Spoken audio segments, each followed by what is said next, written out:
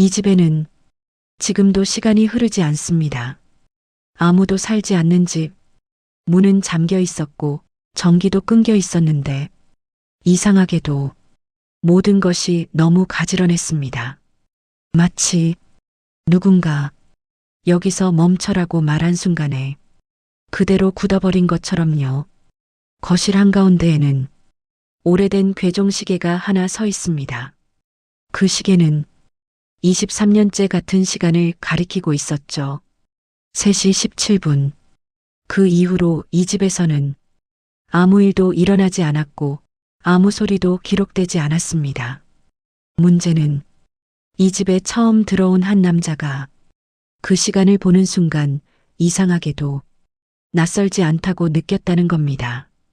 기억은 없지만 몸이 먼저 알아본 시간, 설명할 수 없지만 마음이 반응하는 장소, 그리고 그 남자를 여기로 불러온 한 여자는 그날의 일들을 털어놓습니다. 왜 시간은 멈춰야 했는지, 왜 이 집은 버려지지 않았는지, 그리고 왜 23년이 지난 지금에서야 다시 나타났는지를요. 멈춘 건 시계가 아니라 누군가의 인생이었죠. 과연 그 남자는 이 집과 어떤 사연이 있는 걸까요? 그리고 그 남자를 불러온 한 여자의 정체는 무엇일까요? 시청 전 구독과 좋아요 부탁드립니다. 어디서 듣고 계신지 댓글 달아주시면 그곳에 항상 행복 가득 깃들길 응원할게요. 사연 바로 시작하겠습니다. 서준은 아침 일찍 집을 나서며 패딩 지퍼를 목까지 올렸습니다. 겨울바람이 차갑게 얼굴을 스쳤죠. 28살, 직장도 없고 특별한 기술도 없는 청년의 아침은 늘 이렇게 시작됐습니다. 지하 월세방을 나와 버스 정류장으로 향하며 서준은 주머니에 손을 깊이 넣었어요. 오늘도 어제와 같은 하루가 기다리고 있었습니다. 편의점 알바와 배달 아르바이트를 번갈아 하며 하루하루를 버티는 삶이었죠. 버스 정류장에는 사람들이 줄을 서 있었습니다. 출근하는 직장인들, 등교하는 학생들, 저마다 바쁘게 움직이며 어딘가로 향하고 있었어요. 서준만 혼자 어디에도 속하지 못한 것 같았습니다. 버스가 도착했고 서준은 뒷자리에 앉아 창밖을 바라봤죠. 회색 건물들이 스쳐 지나갔습니다. 서울 외곽의 풍경은 단조로웠어요. 오늘은 평소와 다른 일정이 있었습니다. 며칠 전 구인 공고를 보고 연락한 곳에서 답장이 왔었죠.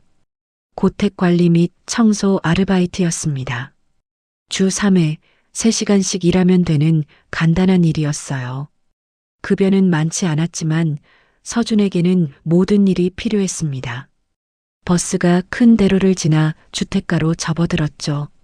낡은 집들이 빼곡히 들어선 골목길, 녹슨 철문, 금이 간 담벼락이 눈에 들어왔습니다.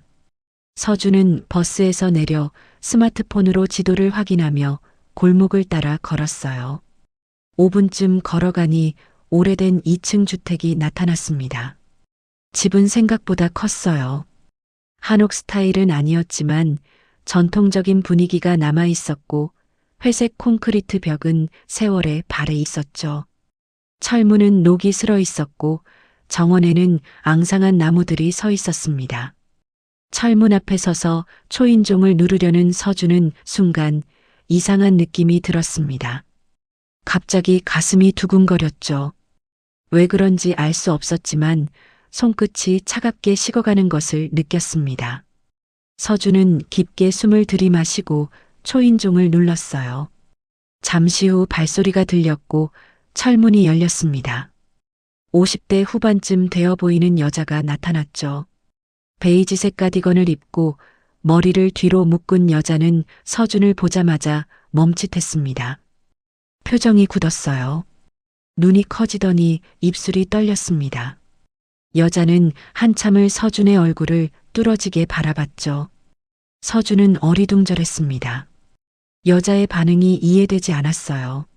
저 아르바이트 연락드렸던 사람입니다. 이서준이라고 서준이 조심스럽게 말했습니다.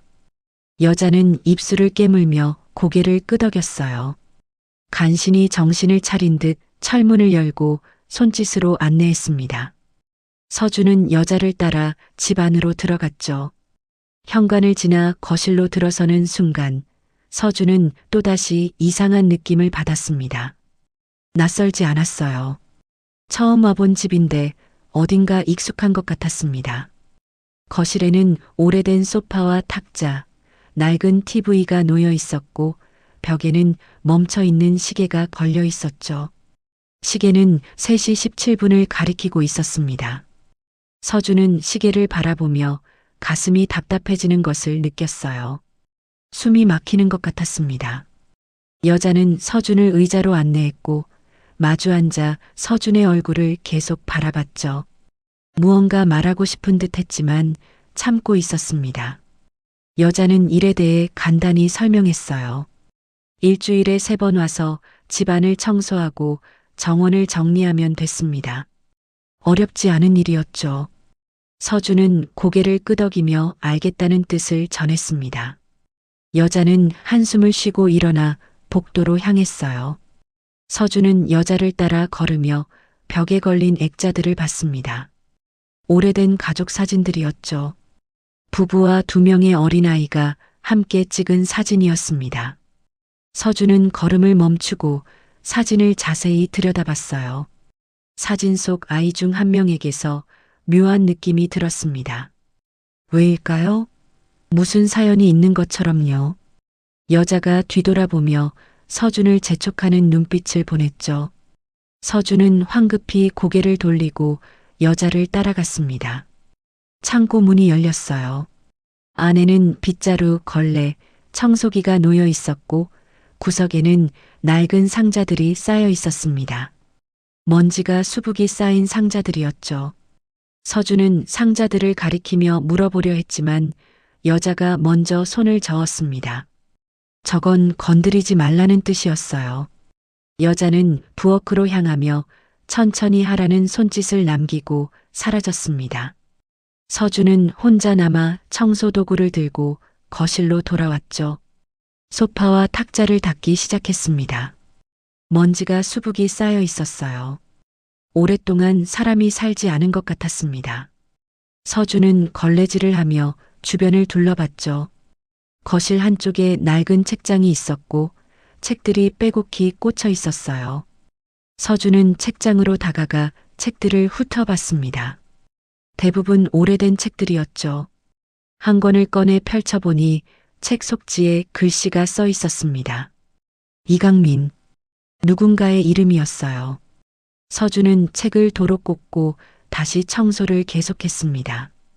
하지만 마음 한구석이 불편했죠. 이 집에는 처음부터 느낌이 이상했고 무언가 비밀이 있는 것 같았습니다. 여자의 이상한 반응, 멈춰 있는 시계, 낡은 가족 사진, 그리고 사진 속 아이의 이상한 느낌. 모든 것이 서준에게 묘한 감정을 불러일으켰어요. 서준은 걸레를 들고 2층으로 올라갔습니다. 계단을 오르며 벽에 손을 짚었는데 차가운 벽의 감촉이 손끝에 전해졌죠. 2층에는 방이 3개 있었습니다. 첫 번째 방은 비어 있었고 2번째 방도 마찬가지였어요. 서준은 3번째 방 앞에 섰습니다. 문을 열려다 멈췄죠. 왜인지 열면 안 될 것 같은 느낌이 들었습니다. 하지만 서준은 문 손잡이를 돌렸어요. 문이 열렸고 방 안은 어두웠습니다. 커튼이 쳐져 있어서 빛이 들어오지 않았죠. 서준은 조심스럽게 방 안으로 들어가 커튼을 열었습니다. 햇빛이 쏟아져 들어오며 방 안이 밝아졌어요. 침대, 책상, 옷장이 있었고 책상 위에는 먼지가 쌓인 공책과 펜이 놓여 있었습니다. 서준은 공책을 펼쳐봤죠. 아이의 글씨였습니다. 나는 오늘 동생이랑 놀았다. 재미있었다. 서준은 공책을 덮고 방을 나왔어요. 가슴이 답답했습니다. 이 집에서 무슨 일이 있었던 걸까요? 왜 이렇게 모든 것이 멈춰 있는 것 같을까요? 1층으로 내려가니 여자가 부엌에서 나왔습니다. 서준은 오늘은 이 정도면 될 것 같다는 뜻을 전했고 여자는 지갑을 꺼내 돈을 건넸어요. 서준은 돈을 받으며 여자를 바라봤습니다. 여자의 눈가에 눈물이 맺혀 있었죠. 이상했지만 서준은 더 묻지 않았습니다. 현관으로 향해 신발을 신으며 뒤를 돌아봤어요. 여자가 서 있었습니다. 여전히 서준을 바라보고 있었죠. 서준은 고개를 숙여 인사하고 철문을 나섰습니다. 골목을 걸으며 뒤를 돌아보니 여자가 여전히 문 앞에 서서 자신을 바라보고 있었어요. 서준은 빠르게 걸음을 옮겼습니다. 무언가 이상했어요. 이 집에는 비밀이 있었고 그 비밀이 어쩌면 자신과 관련이 있을지도 모른다는 예감이 들었습니다. 서준은 버스 정류장에 도착해 주머니에서 돈을 꺼내 세어봤죠. 오늘 번 돈으로 저녁을 사 먹을 수 있었습니다. 하지만 서준의 마음은 편치 않았어요. 그 집으로 다시 가야 할까요? 아니면 피해야 할까요? 버스가 왔고 서준은 탔습니다. 창밖을 바라보며 생각에 잠겼죠. 오늘 본 모든 것이 머릿속을 맴돌았습니다. 멈춰있는 시계, 낡은 사진, 묘한 느낌의 아이, 그리고 눈물 어린 여자의 눈빛. 서준은 알고 싶지 않았지만 동시에 알고 싶었어요. 진실이 무엇인지요. 그날 밤 서준은 지하방으로 돌아와 침대에 누웠습니다. 잠이 오지 않았어요. 천장을 바라보며 오늘 일을 되짚어 봤습니다. 여자의 반응이 계속 신경 쓰였죠. 서준을 보는 순간 놀란 표정, 떨리는 목소리, 눈물. 왜 그랬을까요? 서준은 눈을 감았습니다. 하지만 잠은 쉽게 찾아오지 않았어요.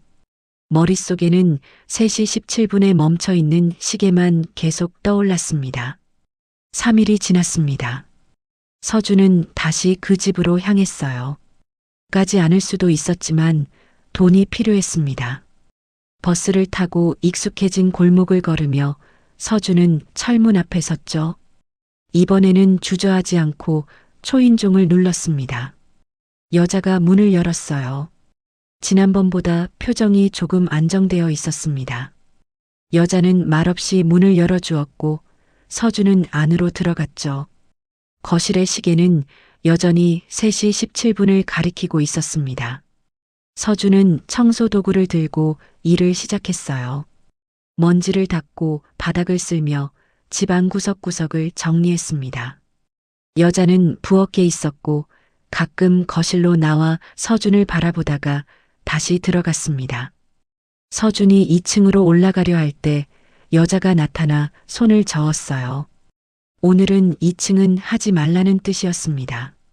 서준은 고개를 끄덕이고 1층만 정리한 후 정원으로 나갔죠. 정원은 오랫동안 손질되지 않아 잡초가 무성했습니다. 앙상한 나무들 사이로 낙엽이 쌓여 있었어요.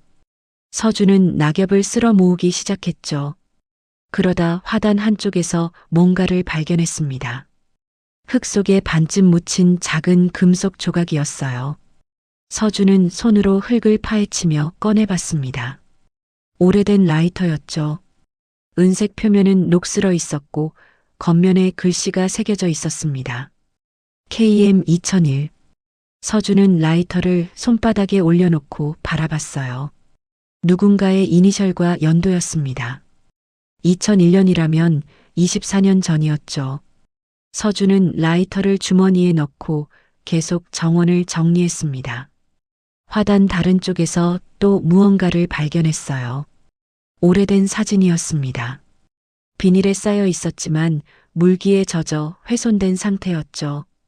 서준은 조심스럽게 비닐을 벗기고 사진을 꺼냈습니다. 흐릿했지만 사람들의 모습이 보였어요. 남자 둘이 어깨동무를 하고 있는 사진이었습니다. 뒤에는 1999년 가을이라고 쓰여 있었죠. 26년 전의 사진이었습니다. 서준은 사진을 자세히 들여다봤어요.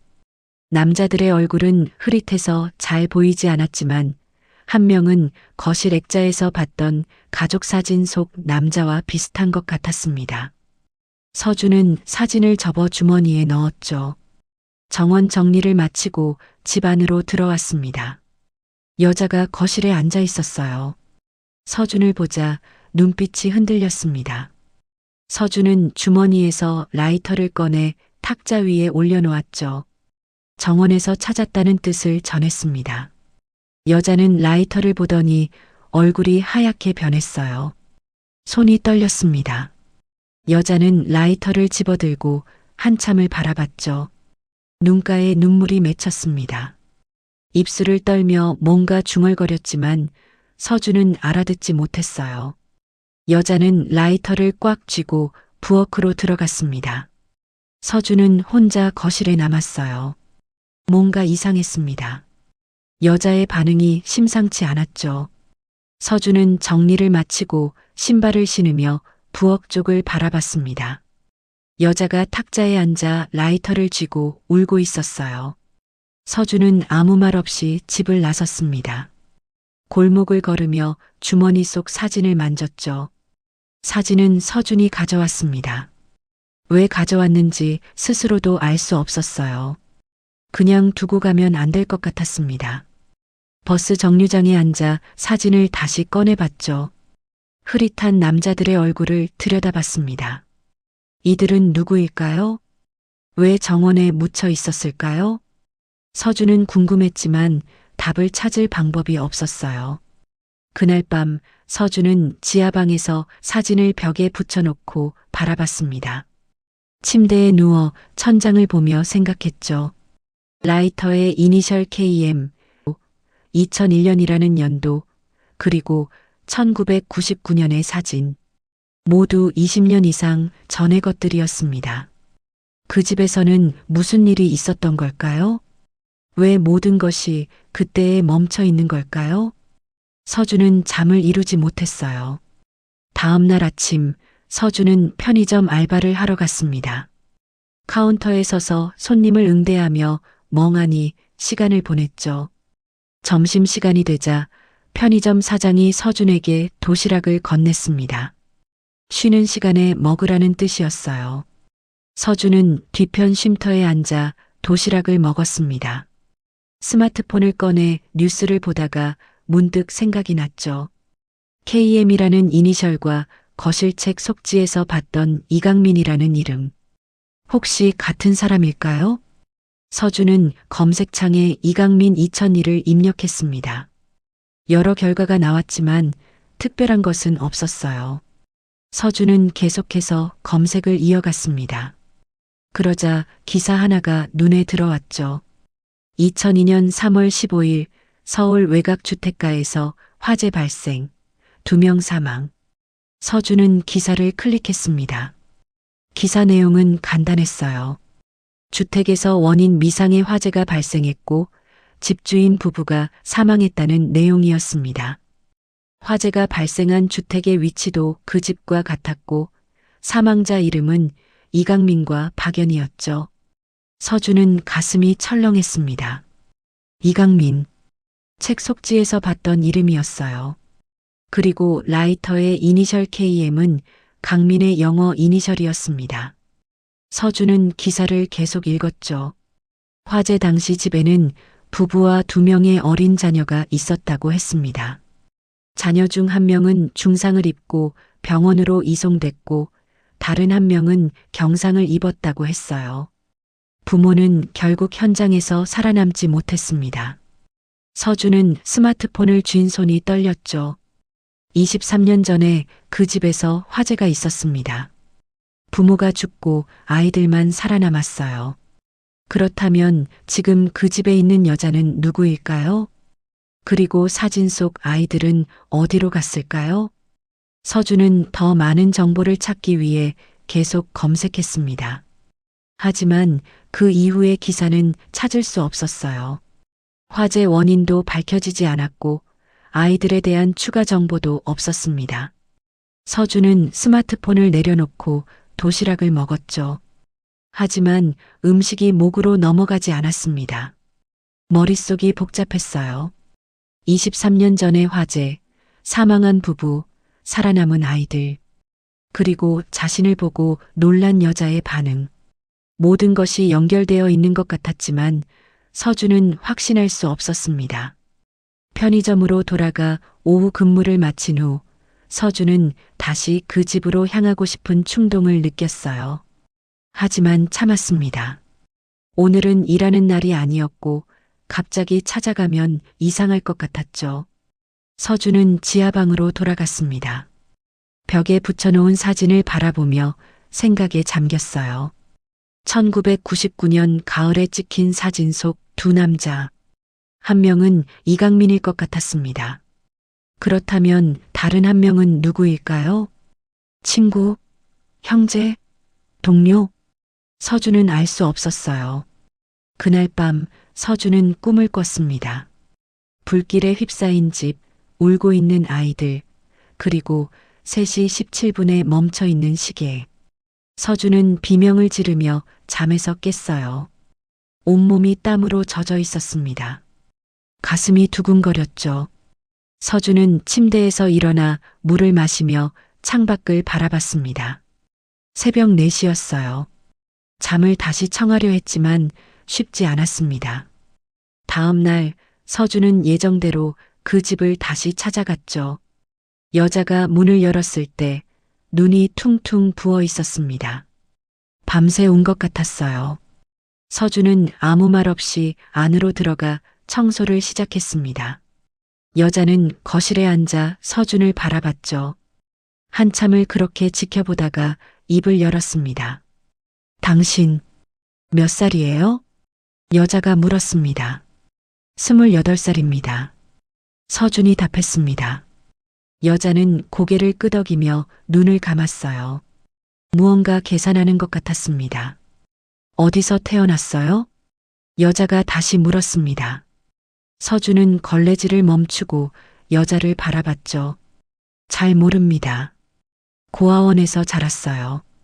서준이 답했습니다. 여자는 눈을 크게 떴습니다. 손이 떨렸어요. 입술을 깨물며 눈물을 참는 것 같았습니다. 서준은 여자에게 다가가 앉았죠. 혹시 저와 관련이 있는 건가요? 이 집이랑. 서준이 조심스럽게 물었습니다. 여자는 한참을 침묵하다가 확신에 찬 눈빛으로 고개를 끄덕였어요. 눈물이 주르르 흘러내렸습니다.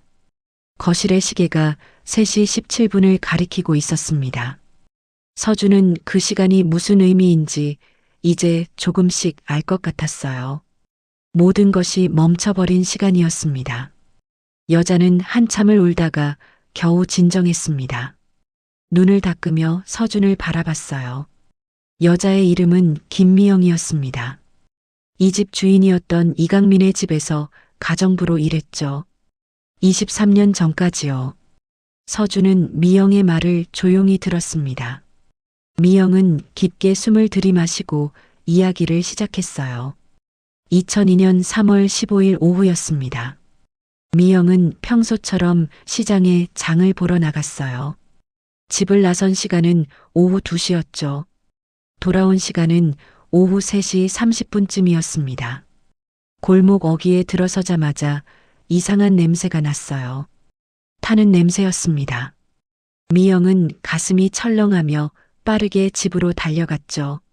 집에서 연기가 피어오르고 있었습니다. 불길이 2층 창문에서 보였어요.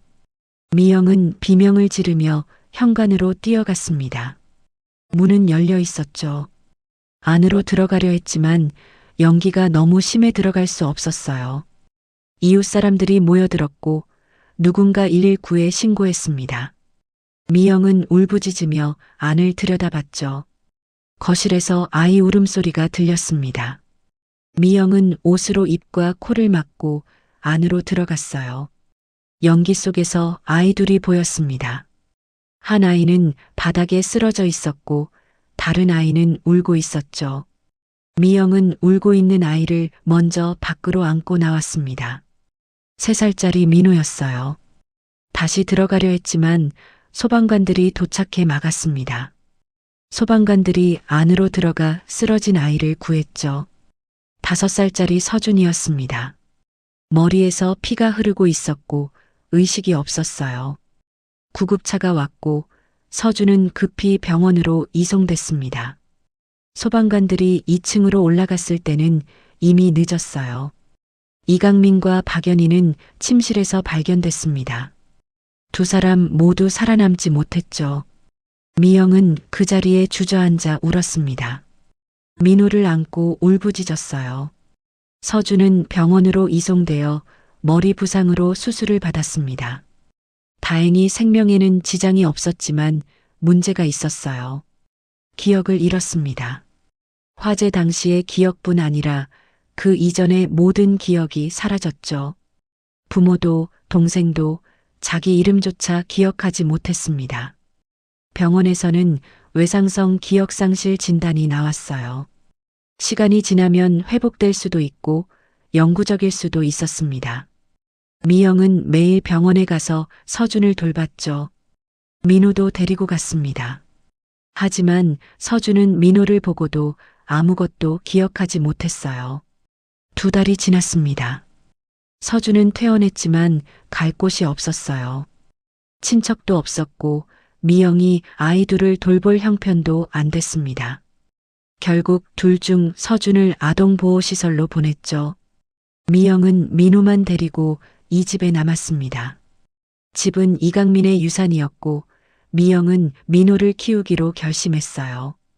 법적으로 입양은 아니었지만 실질적으로 민호의 양육자가 됐습니다. 미영은 집을 팔지 않고 그대로 두었어요. 모든 것을 그날 그대로 놔뒀습니다. 3시 17분에 멈춘 시계도 가족 사진도 아이들 방도 그대로였죠.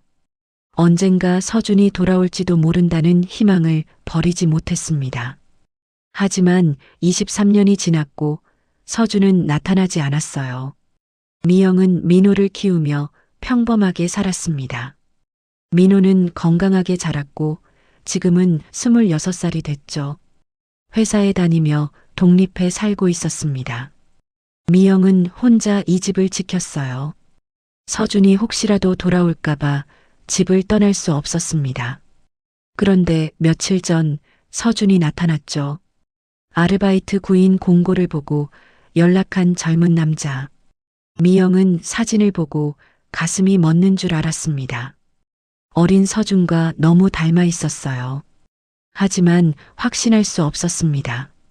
23년이 지났고 그 사이 서준이 어떻게 변했을지 알 수 없었죠. 미영은 일부러 서준을 집으로 불렀습니다. 직접 보고 확인하고 싶었어요. 서준이 집에 들어섰을 때 미영은 확신했습니다. 걸음걸이, 눈빛, 손을 움직이는 습관까지 모두 어린 서준과 똑같았어요. 하지만 물어볼 수 없었습니다. 서준이 기억하지 못하는데 어떻게 말할 수 있을까요? 미영은 며칠 동안 고민했죠.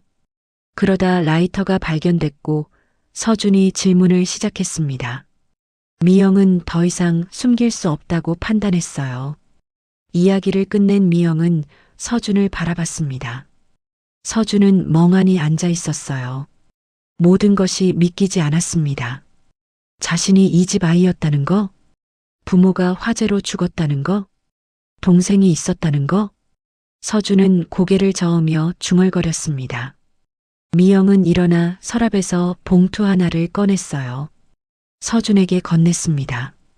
병원에서 퇴원할 때 받은 서준의 물건들이었죠. 서준은 떨리는 손으로 봉투를 열었습니다.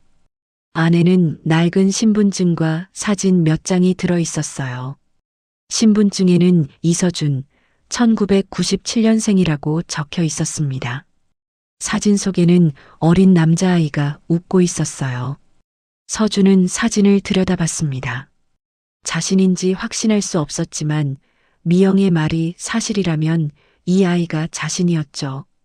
다른 사진에는 아이 둘이 함께 찍혀 있었습니다. 형과 동생이었어요. 서준은 사진을 보며 아무것도 기억나지 않았습니다. 낯선 아이들의 사진 같았어요. 미영이 조심스럽게 물었습니다. 기억 나세요? 미영의 목소리가 떨렸습니다. 서준은 고개를 저었어요. 아무것도. 서준이 중얼거렸습니다. 미영은 한숨을 쉬었죠. 예상했던 반응이었습니다. 병원에서도 기억이 돌아오지 않을 수도 있다는 진단을 받았으니까요. 서준은 봉투를 내려놓고 얼굴을 감쌌어요. 머리가 복잡했습니다. 자신에게 과거가 있었다는 것, 부모가 있었다는 것, 동생이 있었다는 것. 모든 것이 낯설었죠. 하지만 동시에 이상하게 마음 한구석이 채워지는 느낌이었습니다. 평생 느껴왔던 공허함의 이유를 알게 된 것 같았어요. 서준은 동생이 어디 있는지 궁금했습니다. 미영은 민호가 지금 혼자 살고 있으며 회사에 다니고 있다는 사실을 알려줬어요. 자신이 키웠습니다. 서준은 고개를 끄덕였죠. 동생이 자신을 찾고 있었는지 궁금했습니다. 미영은 눈물을 흘렸어요. 민호는 매일같이 형을 그리워했습니다. 어렸을 때는 형이 언제 오는지 형을 보고 싶다고 매일 물어봤어요. 서준은 가슴이 아팠습니다. 자신이 기억하지 못하는 동생이 자신을 그리워했다는 것이 마음 아팠어요. 민호를 만날 수 있을까요? 서준이 조심스럽게 물었습니다. 미영은 고개를 끄덕였어요. 물론 만날 수 있었습니다. 하지만 천천히 해야 했죠. 민호에게도 큰 충격일 테니까요. 서준은 고개를 끄덕였습니다. 그날 서준은 집으로 돌아가지 않고 미영과 더 이야기를 나눴어요. 미영은 서준에게 가족에 대해 더 많은 이야기를 해줬습니다. 아버지 이강민은 무역회사를 운영했어요. 작은 회사였지만 안정적이었습니다. 어머니 박연희는 전업주부였고 두 아들을 사랑으로 키웠죠. 서준은 형으로서 동생을 잘 돌봤습니다. 민호가 울면 달래주고 함께 놀아줬어요. 화재 당일도 서준이 민호를 지키려 했습니다. 서준이 민호를 감싸고 있었고 그래서 서준이 더 큰 부상을 입었죠. 서준은 이야기를 들으며 눈물이 났어요. 기억나지 않지만 자신이 그런 형이었다는 것이 자랑스러웠습니다. 서준은 화재 원인이 무엇이었는지 궁금했어요. 미영은 표정이 어두워졌죠. 화재 원인은 밝혀지지 않았습니다. 경찰이 조사했지만 명확한 원인을 찾지 못했어요. 서준은 이상했습니다. 그냥 사고였을까요? 미영은 한참을 침묵하다가 입을 열었습니다. 미영 자신은 사고가 아니라고 생각했어요. 서준은 놀랐습니다. 미영은 화재 며칠 전부터 이상한 일들이 있었다고 설명했어요. 이강민이 누군가와 다투는 걸 봤습니다. 전화 통화였는데 목소리가 떨리고 있었죠. 서준은 누구와 다퉜는지 궁금했습니다. 미영은 정확히 몰랐지만 회사 일 때문인 것 같았어요. 서준은 가슴이 두근거렸어요. 혹시 그 사람이 화재를 일으킨 건 아닐까요? 하지만 증거가 없었습니다. 경찰도 조사했지만 아무것도 나오지 않았어요. 서준은 생각에 잠겼습니다. 만약 화재가 사고가 아니라면? 누군가 의도적으로 저지른 일이라면? 서준은 더 알고 싶었습니다. 그 사람이 누구인지 알 수 없을까요? 미영은 고개를 저었습니다. 23년이 지났고 미영 자신도 회사 일에 대해서는 잘 몰랐어요.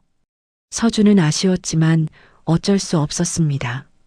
그날 밤 서준은 미영의 권유로 고택에서 하룻밤을 묵었어요. 2층 빈방에서 잠을 청했습니다. 하지만 잠이 오지 않았죠. 서준은 벽에 기대 앉아 창밖을 바라봤습니다. 달빛이 정원을 비추고 있었어요. 자신에게 가족이 있었다는 것, 이곳이 자신의 집이었다는 것, 모든 것이 낯설었지만 동시에 어딘가 익숙했습니다. 서준은 정원에서 발견한 사진을 꺼내봤죠. 두 남자가 찍힌 사진. 한 명은 아버지 이강민이었습니다. 그렇다면 다른 한 명은 누구일까요? 혹시 미영이 말한 그 사람일까요? 아버지와 다퉜다는 사람? 서준은 알고 싶었어요. 진실을 알고 싶었습니다. 만약 화재가 사고가 아니라면 범인을 찾고 싶었죠. 서준은 결심했습니다. 부모님을 위해서, 그리고 자신과 동생을 위해서 진실을 밝히기로요. 다음 날 아침 서준은 미영에게 아버지의 물건이 남아있는지 확인하고 싶었습니다. 미영은 서준을 창고로 안내했어요. 창고 구석에는 상자들이 쌓여 있었습니다. 미영이 첫날 건드리지 말라고 했던 그 상자들이었죠. 미영은 상자들을 가리켰습니다. 이강민의 물건들이었어요. 회사 서류, 일기장, 사진들이 들어 있었습니다. 서준은 상자를 열기 시작했어요. 먼지가 풀썩 일어났습니다. 상자 안에는 오래된 서류들과 노트, 사진이 가득했죠. 서준은 하나하나 들여다보기 시작했습니다.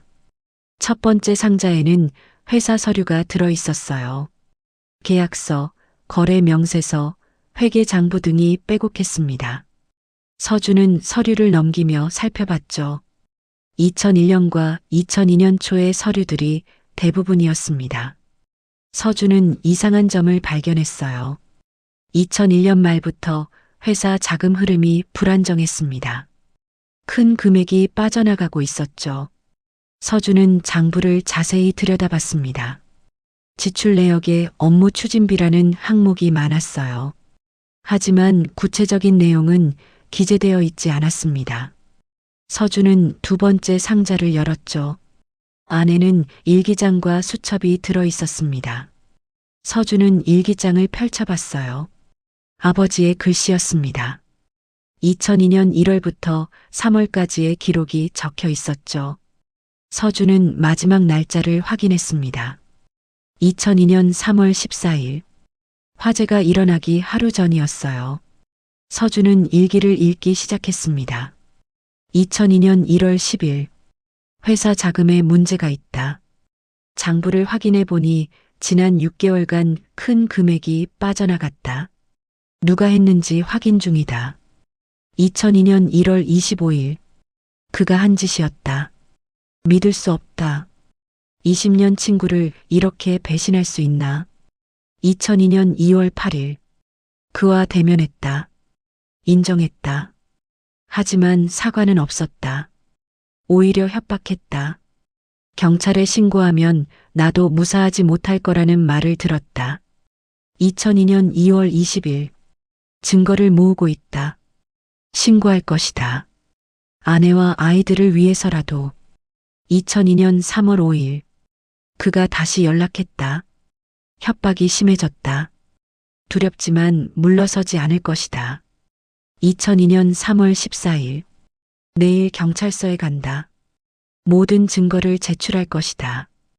혹시 모를 일에 대비해 사본을 만들어 집 어딘가에 숨겨둘 것이다.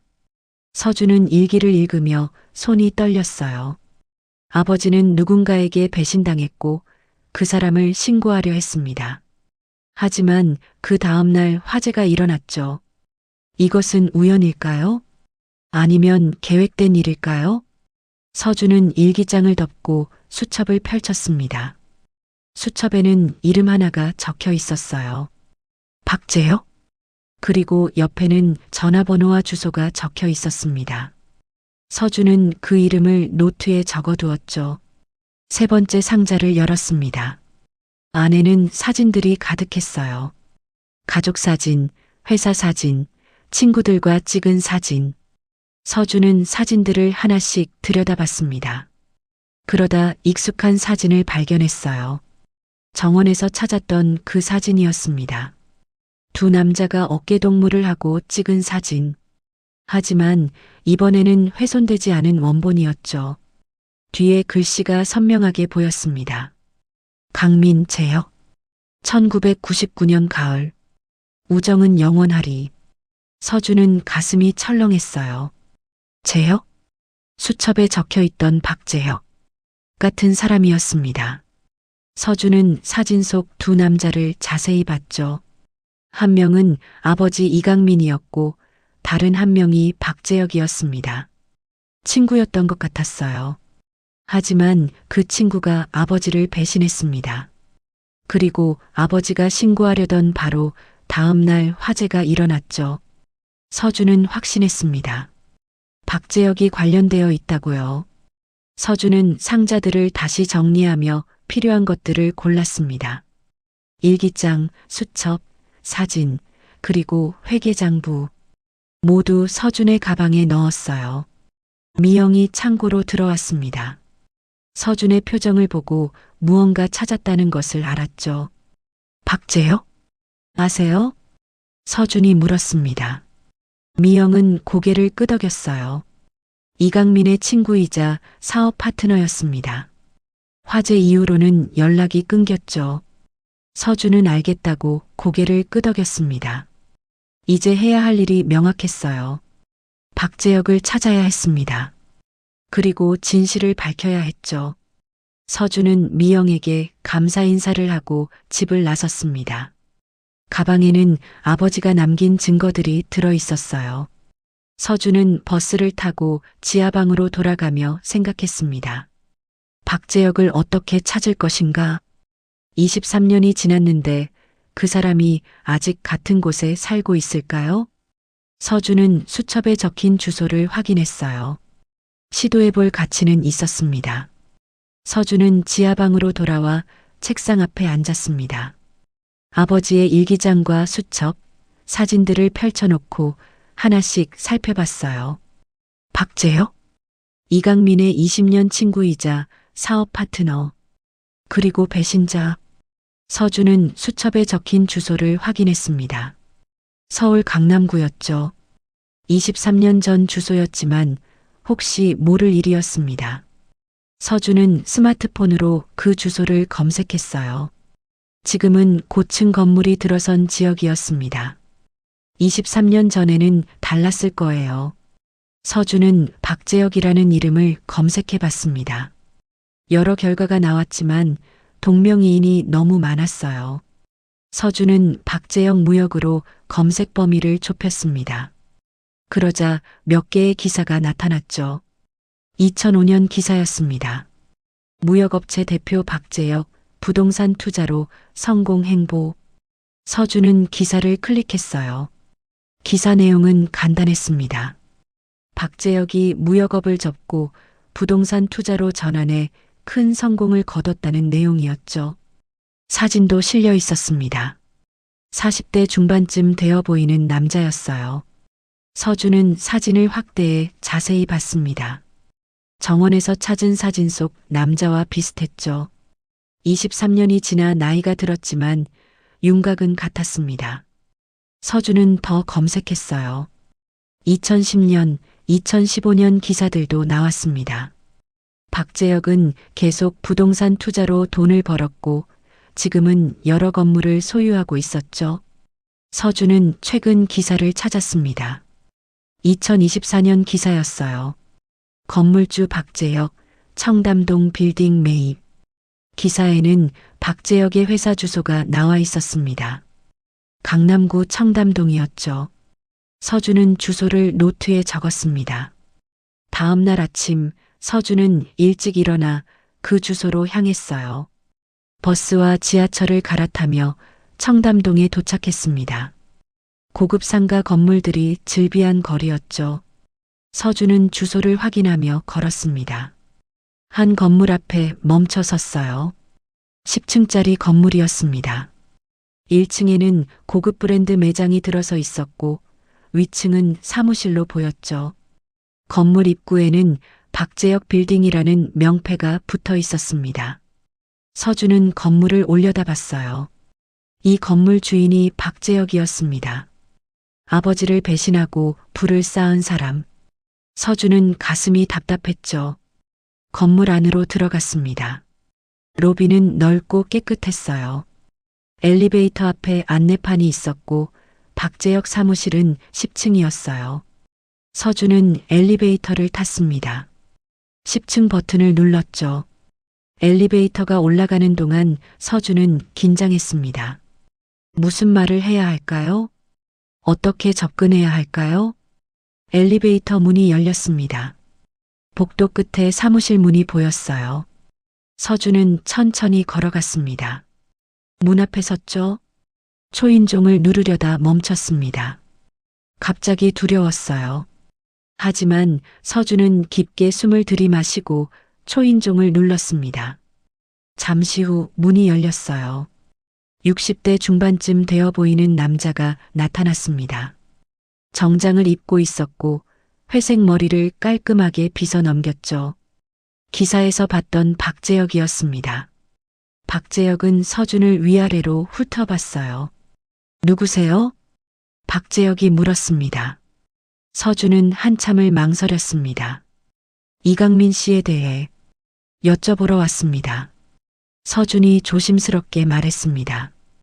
박재혁의 표정이 순간 굳었어요. 눈빛이 날카로워졌습니다. 서준은 가방에서 사진을 꺼냈습니다. 정원에서 찾은 그 사진이었죠. 박재혁에게 보여줬어요. 박재혁은 사진을 보더니 얼굴이 창백해졌습니다. 한참을 말없이 사진을 바라보다가 서준을 쳐다봤어요.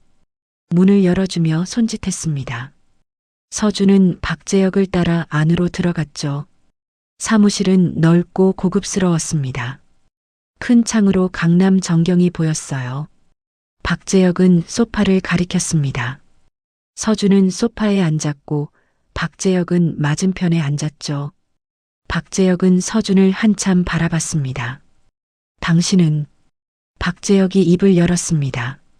서준은 잠시 망설였어요.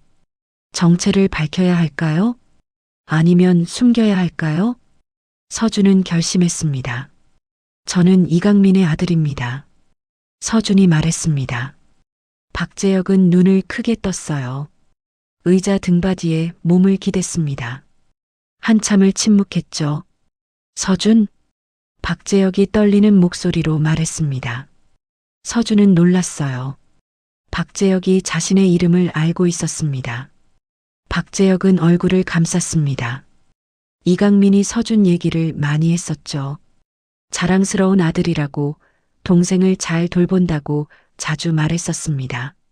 서준은 가슴이 뭉클했어요. 하지만 동시에 화가 났습니다.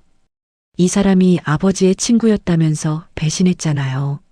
서준은 가방에서 일기장을 꺼냈습니다. 펼쳐서 박재혁에게 보여줬어요. 박재혁은 일기를 읽더니 고개를 숙였습니다. 한참을 그렇게 있다가 입을 열었죠. 네, 제가 이강민을 배신했어요. 서준은 놀랐습니다. 이렇게 쉽게 인정할 줄 몰랐어요. 박재혁은 얼굴을 감싸고 한참을 그렇게 있었습니다. 그리고 이야기를 시작했어요. 2001년이었습니다. 큰 거래처가 파산하면서 회사도 위기에 빠졌죠. 박재혁은 개인적으로도 빚이 많았고 투자 실패로 큰 손해를 봤어요. 그러자 박재혁은 회사 돈을 빼돌리기 시작했습니다. 조금씩 눈에 띄지 않게요. 하지만 장부를 확인하다가 돈이 빠져나간 것을 발견한 이강민은 박재혁을 추궁했어요.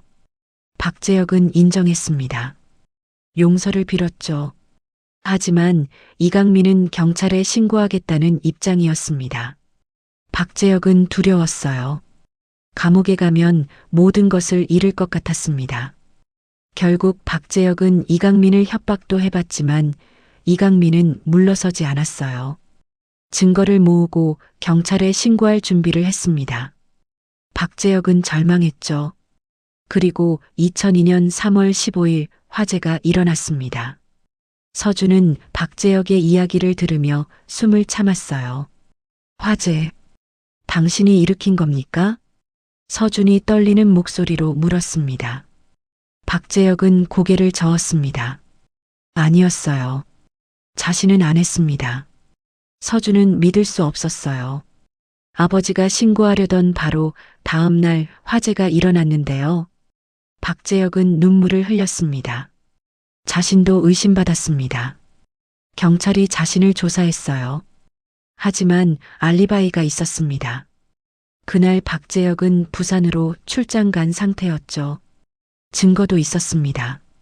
서준은 혼란스러웠어요. 박재혁이 거짓말을 하는 걸까요? 아니면 정말 다른 누군가가 화재를 일으킨 걸까요? 박재혁은 쓴웃음을 지었습니다. 죄책감 때문에 23년을 살았어요. 이강민이 죽은 건 자신의 잘못이었습니다.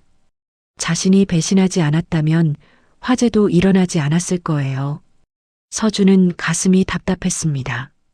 박재혁의 말이 사실일까요? 아니면 교묘한 거짓말일까요?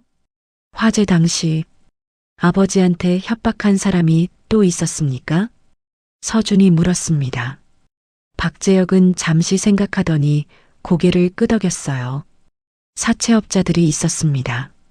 박재혁이 빚을 많이 져서 그 사람들이 이강민한테도 연락했어요. 그중 한 명이 김철수였습니다. 당시 그 지역에서 사채업을 했죠. 서준은 그 이름을 노트에 적었습니다. 박재혁은 모르겠다는 표정이었어요. 하지만 가능성은 있었습니다. 그 사람들은 돈을 받기 위해서라면 뭐든 할 수 있는 사람들이었으니까요. 서준은 생각에 잠겼어요. 김철수. 새로운 단서였습니다. 박재혁은 한참을 망설이다가 입을 열었죠. 민호는 어떻게 지냅니까? 박재혁이 물었습니다. 서준은 놀랐어요. 박재혁은 이강민이 자랑했던 기억이 있었습니다. 두 아들을요. 서준은 형으로서 동생을 잘 돌봤고 민호는 형을 따랐죠. 잘 지냅니다. 회사 다니고 있어요. 서준이 답했습니다. 박재혁은 안도하는 표정을 지었죠. 서준은 자리에서 일어났어요. 더 이상 할 말이 없었습니다. 박재혁도 일어났습니다. 미안하다는 말을 반복했어요. 자신이 이강민을 배신한 건 사실이고 그건 평생 후회하며 살 거라고요. 서준은 아무 대답 없이 문을 열고 나갔습니다. 엘리베이터를 타고 내려오며 서준은 생각했어요. 박재혁은 범인이 아닐 수도 있습니다. 알리바이가 있었다면요. 그렇다면 진짜 범인은 누구일까요? 김철수? 서준은 그 이름을 찾아야 했습니다. 건물 밖으로 나온 서준은 스마트폰으로 김철수를 검색했어요. 하지만 너무 흔한 이름이라 찾을 수 없었습니다. 서준은 다른 방법을 생각했죠. 2002년 당시 그 지역에서 사채업을 한 김철수. 어떻게 찾을 수 있을까요? 서준은 경찰서로 가야 할지 고민했습니다. 하지만 23년 전 일이고 증거도 명확하지 않았어요. 경찰이 도와줄까요?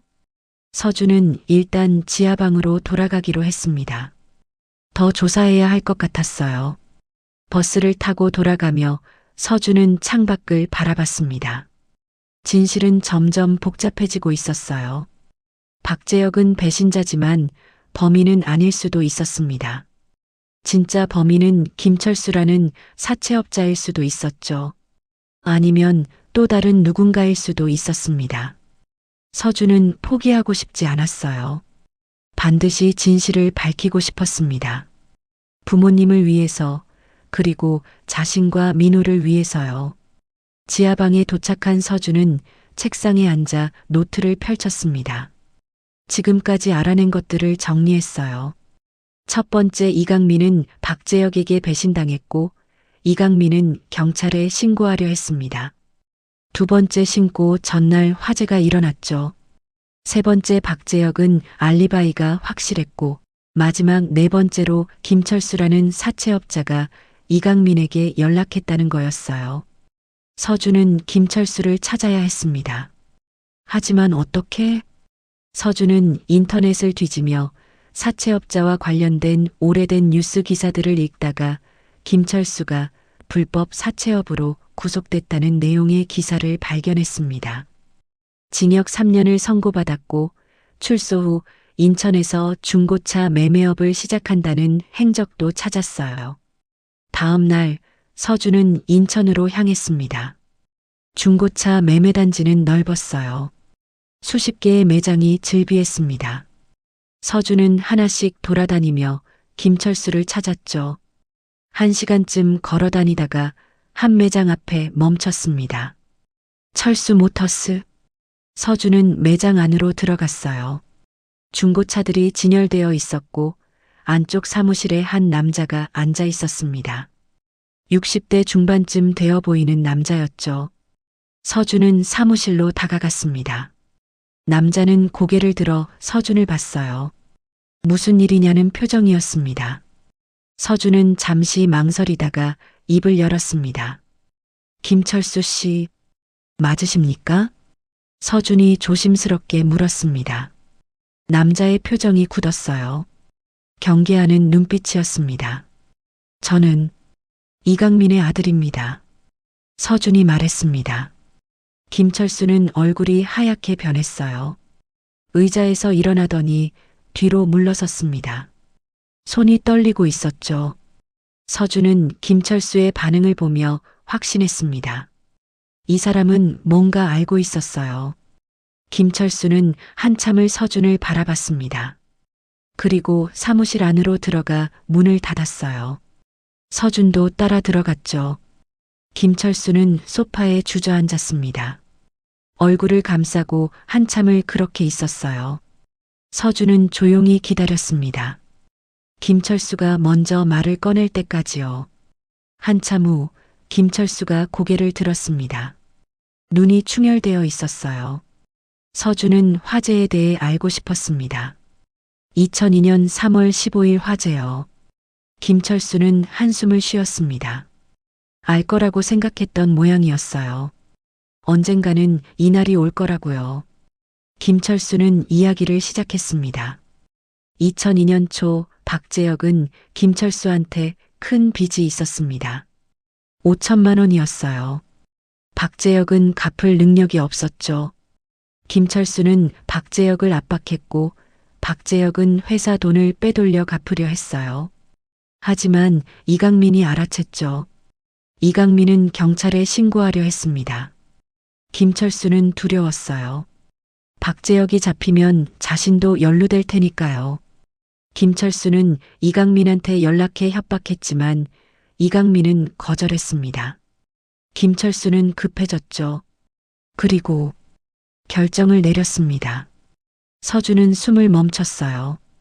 김철수가 화재를 일으킨 걸까요? 김철수는 고개를 저었습니다. 자신이 직접 한 건 아니었어요. 하지만 다른 사람을 시켰습니다. 김도현이라는 사람이었어요. 김철수의 지인이었죠. 돈만 주면 뭐든 하는 사람이었습니다. 김철수는 김도현에게 500만 원을 주고 부탁했어요. 이강민 집에 불을 지르라고요. 증거를 없애라고요. 김도현은 그날 밤 이강민의 집에 갔습니다. 집이 비어 있을 거라고 생각했어요. 하지만 가족이 모두 있었습니다. 김도현은 망설였지만 이미 돈을 받았죠. 불을 질렀습니다. 그리고 도망쳤어요. 다음 날 뉴스를 보고 김철수는 충격을 받았습니다. 사람이 죽었어요. 아이들도 다쳤고요. 김철수는 김도연을 찾아가 따졌습니다. 김도연은 몰랐다고, 집이 비어 있는 줄 알았다고 했어요. 김철수는 두려웠습니다. 경찰이 자신을 잡을까 봐요. 하지만 증거가 없었습니다. 김도연은 조심스럽게 일을 처리했고 김철수도 알리바이를 만들어뒀죠. 경찰은 화재 원인을 밝히지 못했습니다. 김철수와 김도연은 조용히 살았어요. 하지만 죄책감은 사라지지 않았습니다. 김철수는 매일 악몽에 시달렸죠. 그리고 1년 후 불법 사채업으로 구속됐습니다. 출소 후에는 다시는 나쁜 일을 하지 않겠다고 다짐했어요. 중고차 매매업을 시작했고 성실하게 살았습니다. 하지만 과거는 지울 수 없었어요. 서준은 김철수의 이야기를 들으며 눈물이 났습니다. 부모님을 죽인 건 김도연이었어요. 그리고 시킨 건 김철수였고요. 김도연은 지금 어디 있습니까? 서준이 떨리는 목소리로 물었습니다. 김철수는 고개를 저었습니다. 몰랐어요. 출소 후 연락이 끊겼습니다. 아마 어디론가 숨어 살고 있을 거예요. 서준은 주먹을 쥐었습니다. 김도연을 찾아야 했어요. 진짜 범인을요. 김철수는 종이에 뭔가를 적기 시작했습니다. 이름, 나이, 당시 살던 주소, 특징들, 모든 것을 적었어요. 서준은 종이를 받아 가방에 넣었습니다. 김철수는 서준을 바라봤습니다. 미안하다는 표정이었어요. 죽어도 용서받을 수 없다는 것을 안다는 눈빛이었죠. 서준은 아무 말 없이 사무실을 나섰습니다. 매장을 빠져나와 거리를 걸으며 서준은 생각했어요. 김도현, 진짜 범인, 부모님을 죽인 사람. 서준은 반드시 찾을 겁니다. 서준은 지하방으로 돌아와 김철수가 준 종이를 펼쳐놓았습니다. 김도현, 1962년생, 현재 63세. 2002년 당시 경기도 안양에 살았어요. 키 175cm, 마른 체형, 왼쪽 손목에 큰 화상 흉터. 서준은 이 정보를 바탕으로 김도연을 찾기 시작했습니다. 하지만 23년이 지난 지금 쪽지에 적힌 내용만으로 찾기란 쉽지가 않았죠. 서준은 며칠 동안 생각하며 편의점 알바를 했습니다. 머릿속은 온통 김도연 생각뿐이었죠. 일주일이 지나며 서준은 점점 초조해졌습니다. 미영에게 연락했어요. 경찰에 신고하는 게 나을 것 같았습니다. 미영은 고택으로 오라는 뜻을 전했어요. 서준은 다음날 고택을 찾아갔습니다. 미영이 문을 열어줬죠. 두 사람은 거실에 앉았습니다. 서준은 지금까지 알아낸 모든 것을 이야기했어요. 박재혁의 배신, 김철수의 사주, 그리고 김도연이 실제 방화범이라는 것까지요. 미영은 이야기를 들으며 눈물을 흘렸습니다. 경찰에 신고해야 할 것 같아요. 서준이 조심스럽게 말했습니다. 미영은 한참을 생각하며 창밖을 바라보다가 고개를 끄덕였어요. 23년 전 사건이지만 살인은 공소시효가 없었습니다. 서준은 다음날 경찰서를 찾아갔습니다. 관할 경찰서였어요. 민원실에서 기다리며 사건을 담당할 형사를 만나고 싶다는 의사를 밝혔습니다. 잠시 후 50대 초반쯤 되어 보이는 형사가 나왔어요. 서준은 2002년 화재 사건에 대해 새로운 증거를 찾았다는 내용을 전했습니다. 형사는 서준을 조사실로 안내했어요. 서준은 아버지의 일기장을 보여주며 사진과 김철수의 증언 내용을 모두 설명했습니다. 형사는 진지하게 들었죠. 하지만 표정이 밝지 않았습니다. 증거가 부족했어요. 일기장은 있지만 범죄를 직접 입증하는 건 아니었습니다. 김철수의 증언도 구두로만 들었을 뿐 녹음이나 진술서가 없었어요. 김도연을 찾아도 자백하지 않으면 입증이 어려웠죠.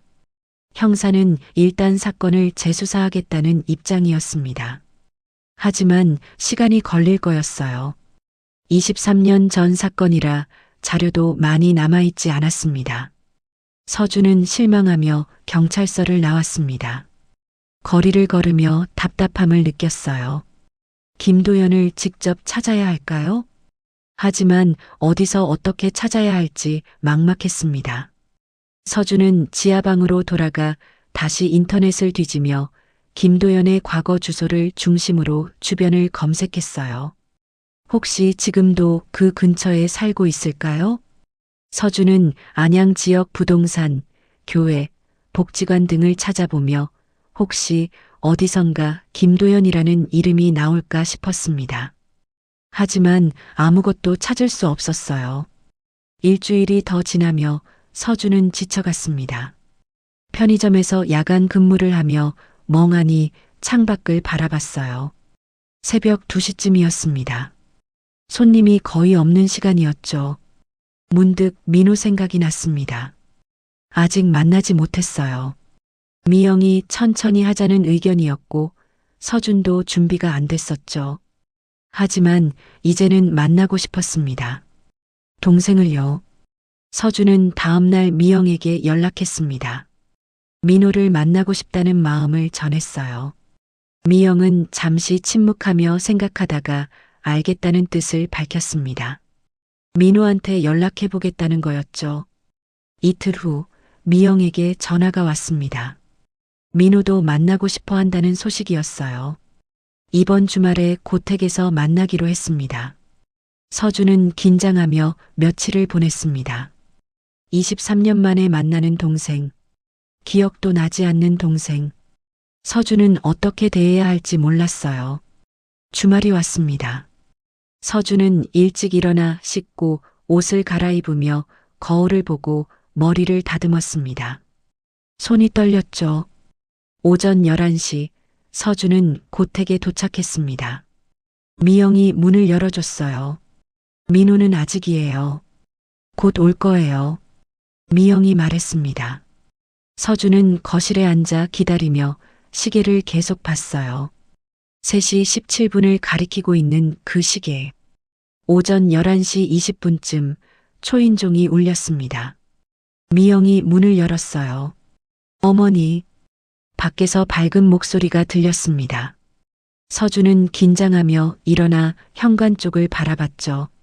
한 남자가 들어왔습니다. 26살, 키는 173cm쯤 되어 보였어요. 검은 니트에 청바지를 입고 있었습니다. 얼굴은 서준과 닮았습니다.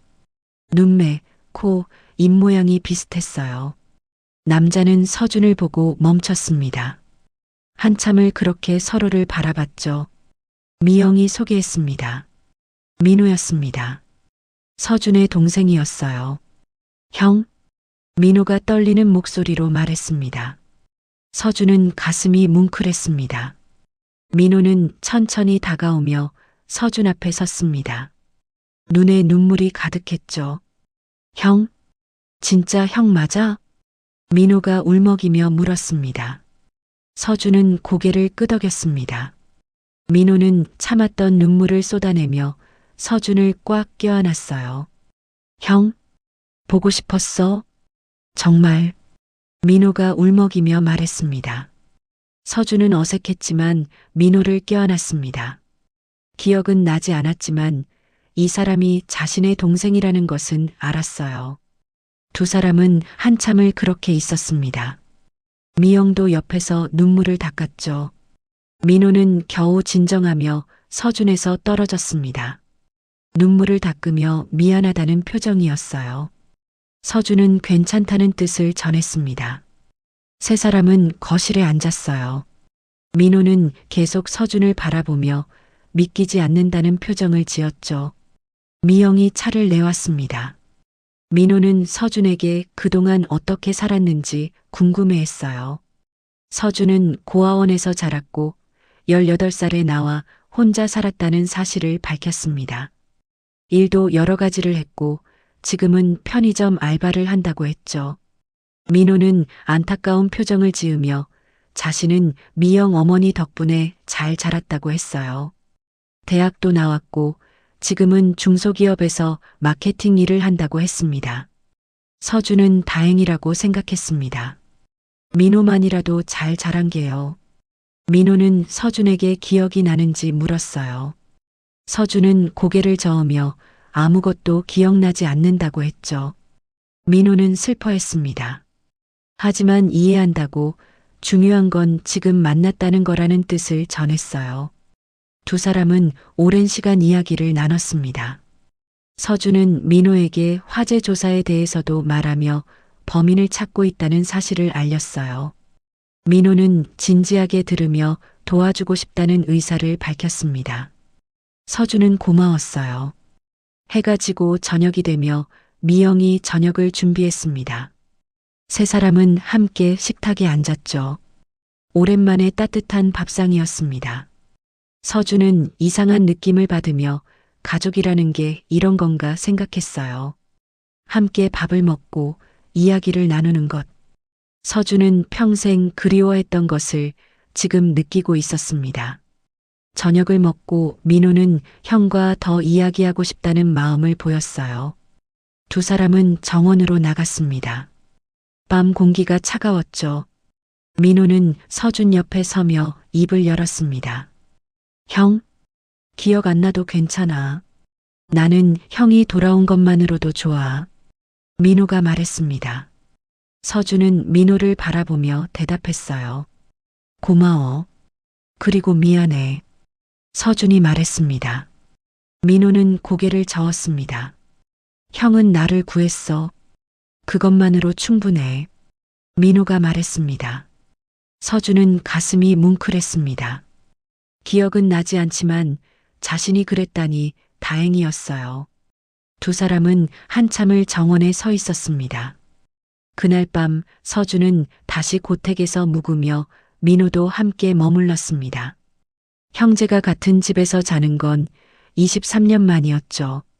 서준은 2층 방에서 잠을 청했습니다. 하지만 잠이 오지 않으며 오늘 민호를 만난 것이 계속 생각났습니다. 따뜻했어요. 하지만 동시에 죄책감도 들었습니다.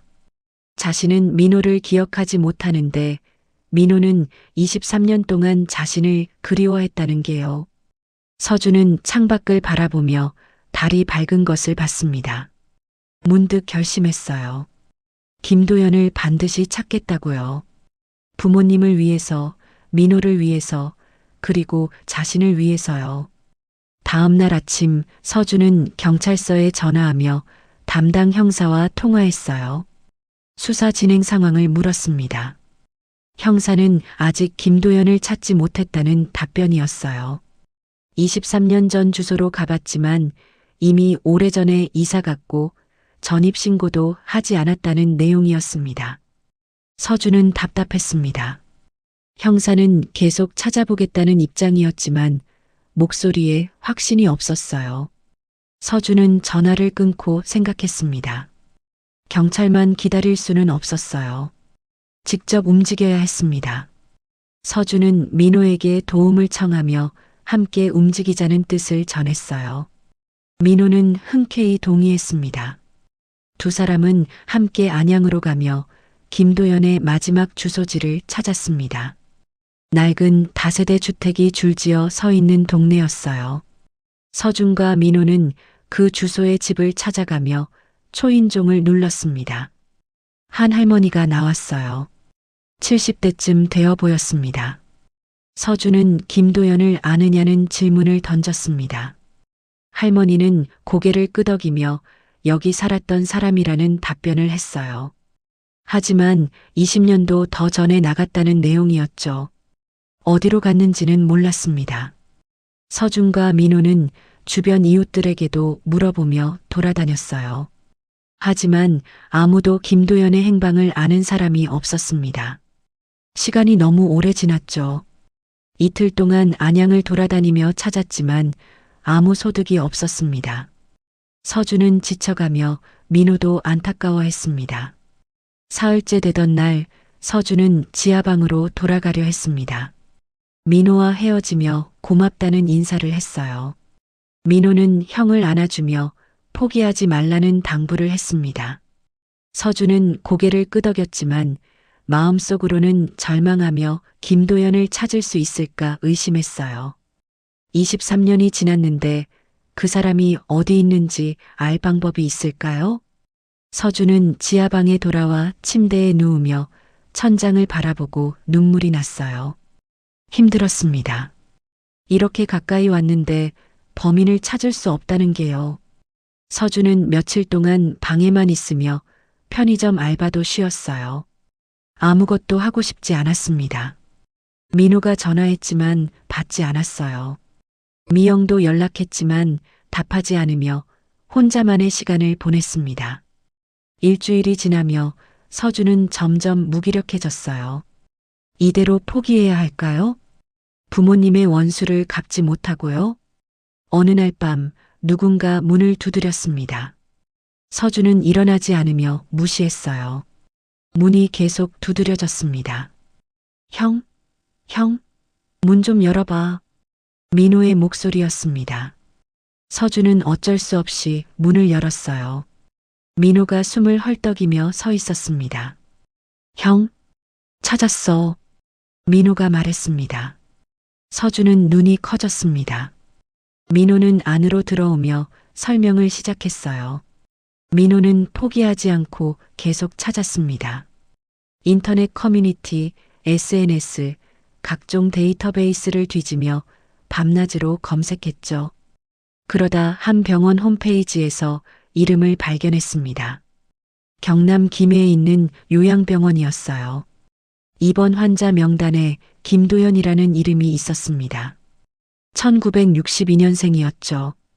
민호는 병원에 전화해 확인했습니다. 환자가 맞았어요. 서준은 믿기지 않으며 떨었습니다. 정말이야? 서준이 물었습니다. 민호는 고개를 끄덕이며 확신에 찬 표정을 지었어요. 내일 같이 가, 형. 민호가 말했습니다.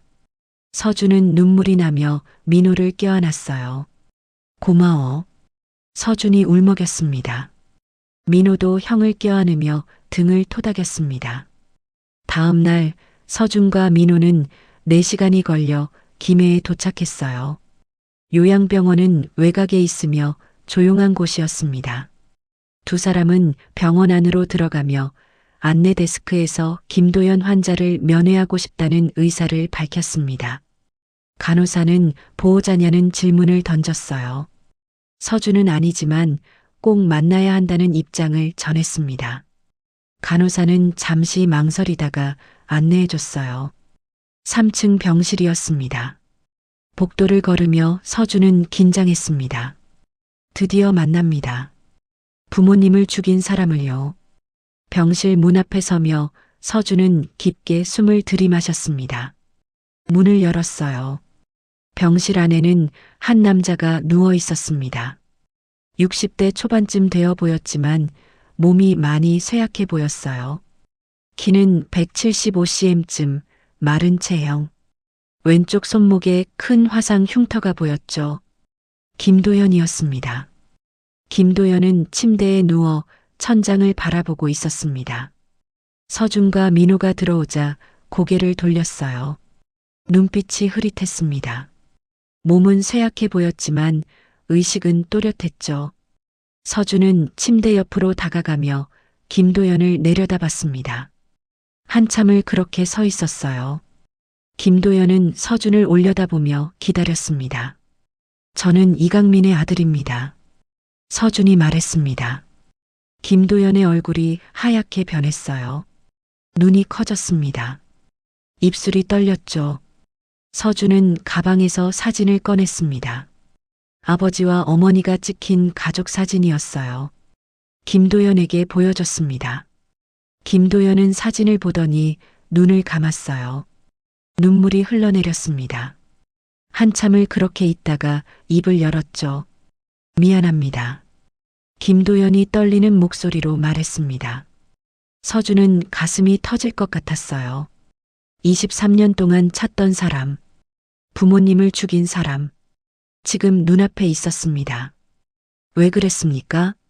서준이 떨리는 목소리로 물었습니다.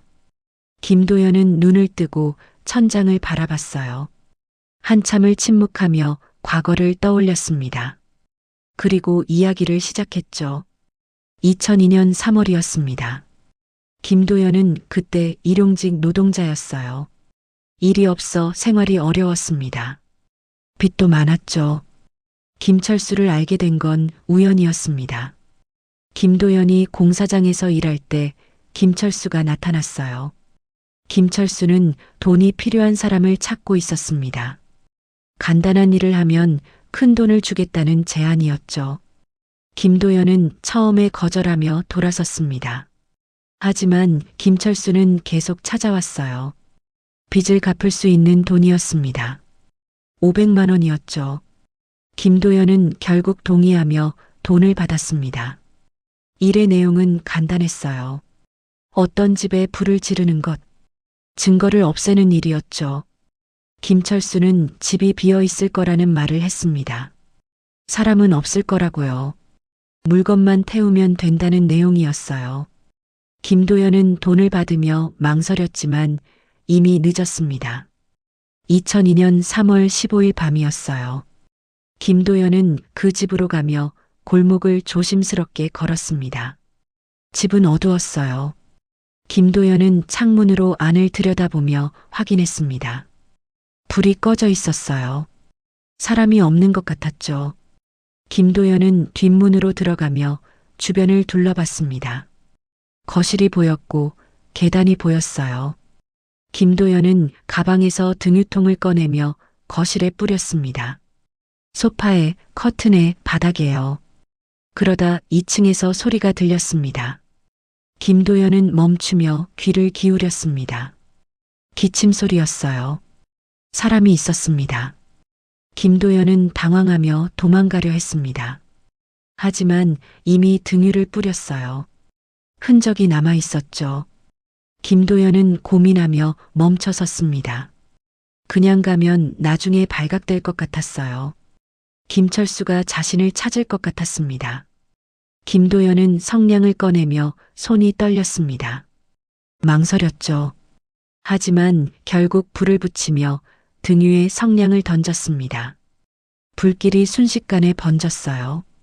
김도연은 뒷문으로 도망치며 골목을 뛰어나갔습니다. 뒤를 돌아보니 집에서 연기가 피어오르고 있었어요. 김도연은 멀리 도망갔습니다. 다음 날 아침 뉴스를 보며 충격을 받았어요. 화재로 2명이 사망했습니다. 부부였어요. 아이들도 다쳤습니다. 김도연은 사람을 죽였어요. 그것도 부모와 아이들을요. 김도연은 김철수를 찾아갔습니다. 두 사람은 경찰에 잡힐까 두려워했어요. 침묵하기로 결정했습니다. 김도연도 감옥에 가고 싶지 않았죠. 경찰이 조사했지만 증거가 없었습니다. 화재 원인은 밝혀지지 않았어요. 김도연과 김철수는 조용히 살았습니다. 하지만 김도연은 매일 악몽에 시달리며 불길 속에서 울고 있는 아이들과 쓰러진 부부를 꿈에서 봤어요. 김도연은 잠을 잘 수 없었습니다. 술을 마시며 버텼어요. 일도 제대로 못했습니다. 10년이 지나며 김도연은 안양을 떠나 경기도 곳곳을 돌아다니며 일용직을 했습니다. 숨어 살았죠. 20년이 지나며 김도연은 병에 걸렸어요. 폐암이었습니다. 담배를 너무 많이 피웠죠. 수술을 받았지만 재발하며 요양병원에 입원했습니다. 김해에 있는 작은 병원이었어요. 혼자였습니다. 가족도 없었고 친구도 없었어요. 그저 죽음을 기다리며 누워 있었죠. 매일 후회하며 그날 밤으로 돌아가고 싶었습니다. 김도연의 이야기가 끝났습니다. 서준은 침대 옆에 서서 김도연을 내려다보며 분노가 치솟았습니다. 이 사람 때문에 부모님이 죽었어요. 이 사람 때문에 자신은 기억을 잃고 고아가 됐죠. 이 사람 때문에 민호는 23년 동안 형을 그리워하며 살았습니다. 서준은 주먹을 쥐며 때리고 싶었습니다. 하지만 김도연은 이미 죽어가고 있었어요. 쇠약한 몸으로 침대에 누워 있었습니다.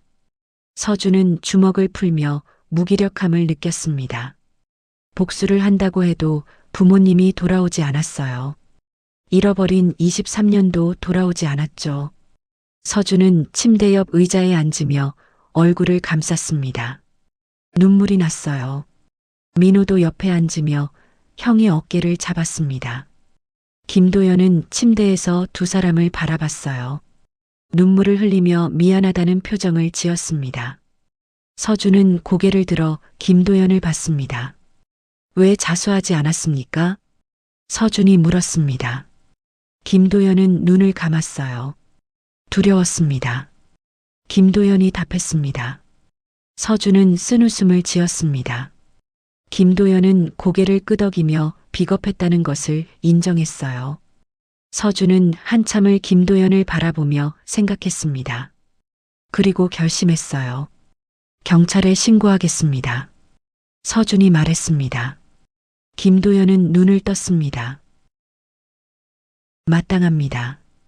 김도연이 말했습니다.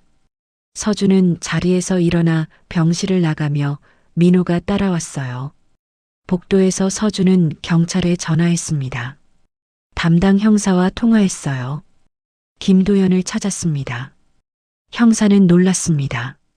서준은 요양병원 주소를 알려주며 기다렸습니다. 2시간 후 경찰이 도착하며 형사 2명이 왔어요.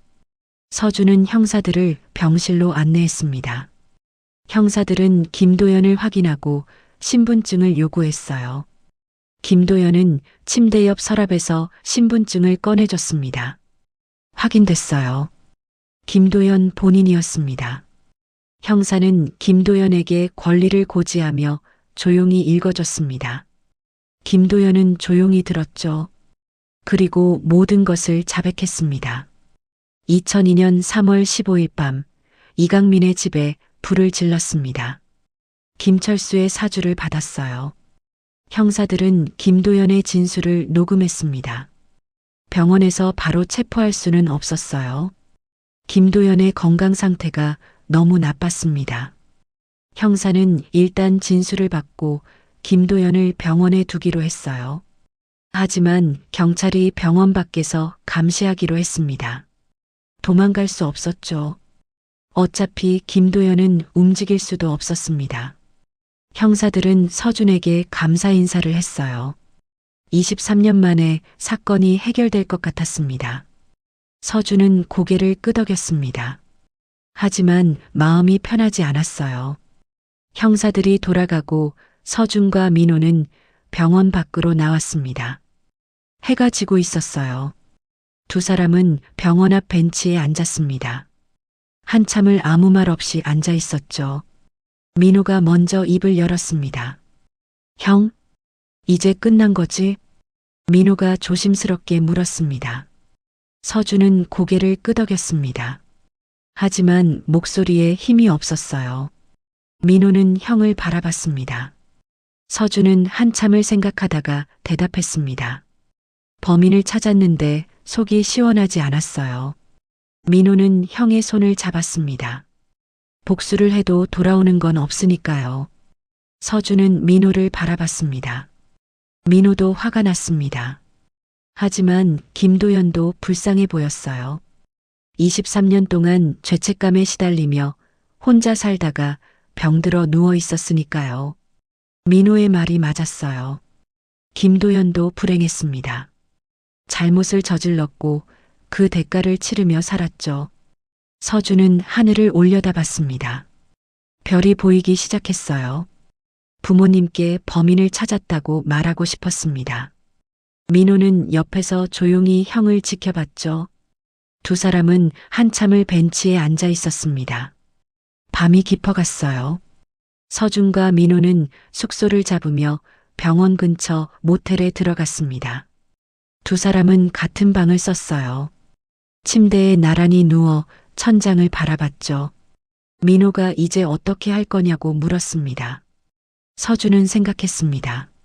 재판이 있을 거예요. 김도연과 김철수가 처벌받을 겁니다.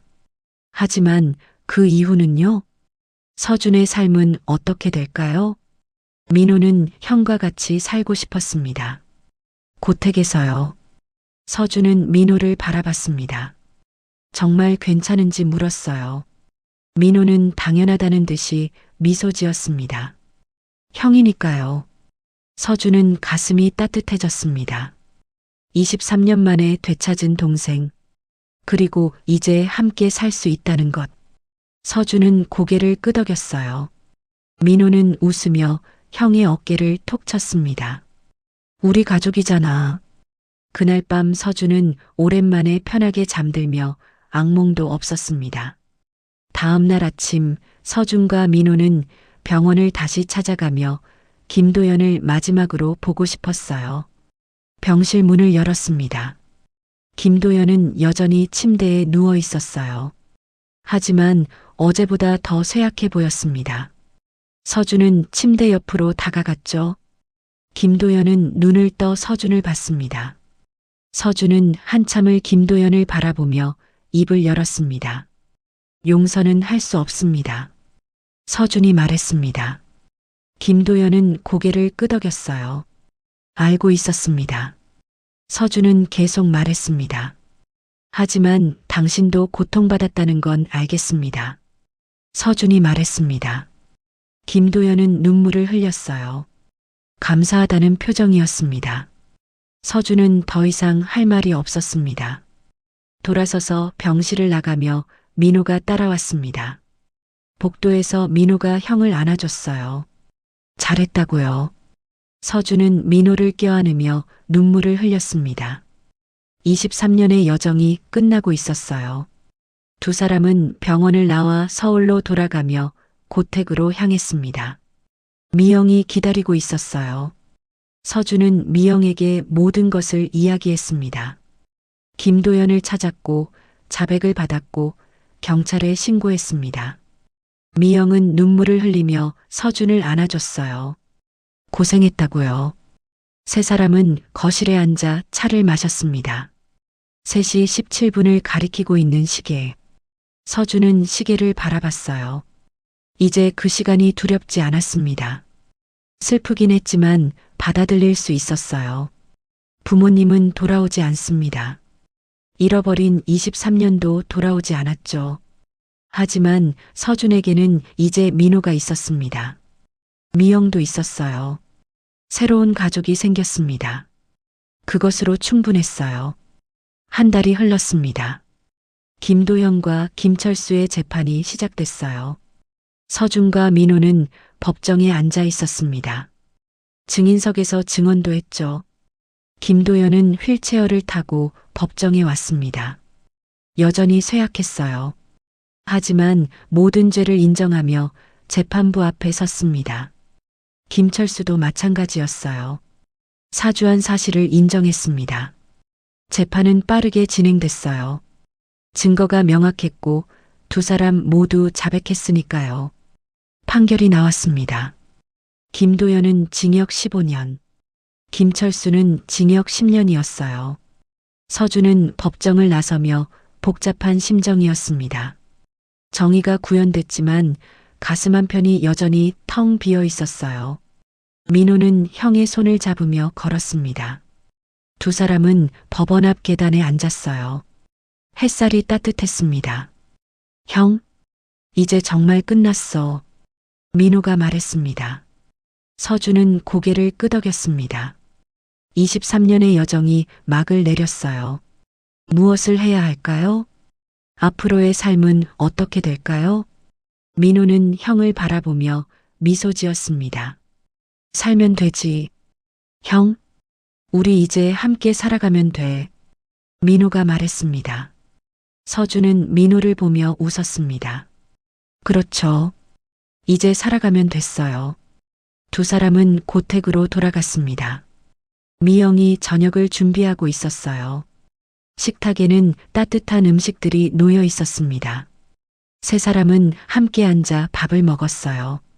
서준은 이 순간이 소중했습니다. 가족과 함께하는 시간. 평범하지만 따뜻한 일상이었죠. 식사를 마치고 서준은 정원으로 나갔습니다. 시계꽃이 피어 있었어요. 3시 17분. 서준은 시계꽃을 바라보며 무릎을 꿇었습니다. 흙을 만지며 부모님을 떠올렸어요. 범인들이 처벌받았습니다. 이제 부모님도 편히 쉬실 수 있을 거예요. 바람이 불었습니다. 시계꽃이 흔들렸어요. 서준은 눈물을 흘리며 고개를 숙였습니다. 보고 싶었습니다. 정말요. 민호가 옆에 와서 형 옆에 앉았어요. 함께 시계꽃을 바라봤습니다. 아버지, 어머니. 저예요, 민호. 형을 찾았어요.